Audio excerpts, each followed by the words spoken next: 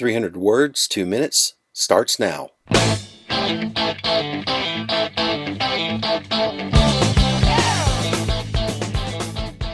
Bad news is hard to give and even harder to receive.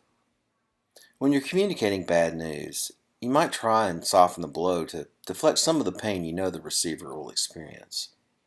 Let's face it, rarely do these attempts to ease into troubling news ever work the way we intended. Bad news is notoriously given just before an extended break away from work, before a holiday, before summer break, or on a Friday afternoon. Again, with the idea that the severity of the news can be managed, its scope hidden, or simply buried. Likewise, conflating the telling of bad news with good or at least marginally better news in the hopes it will limit damages really only fools ourselves. Receiving bad news is an entirely passive experience, which makes it so much worse, not better. Feeling helpless in the face of bad news adds exponentially to the misery of its reception. Try to do the following when you're the harbinger of ill tidings.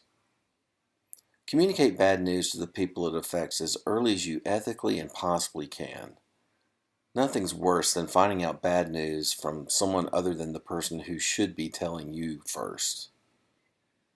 Be accurate and honest in relating bad news. There's no sense in sugarcoating anything.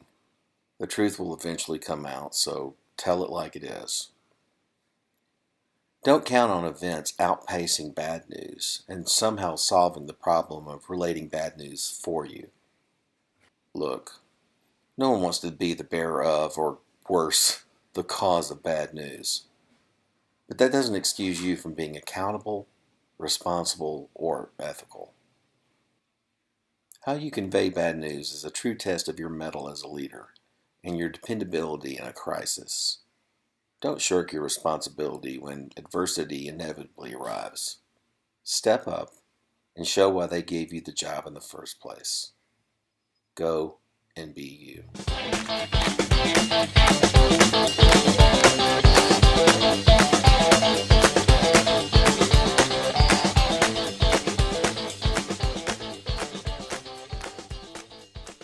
300 Words, 2 Minutes is written, produced, and directed by David Henson. Please visit our website, 300words2minutes.wordpress.com, or check out our daily podcast on Stitcher, iTunes, and SoundCloud.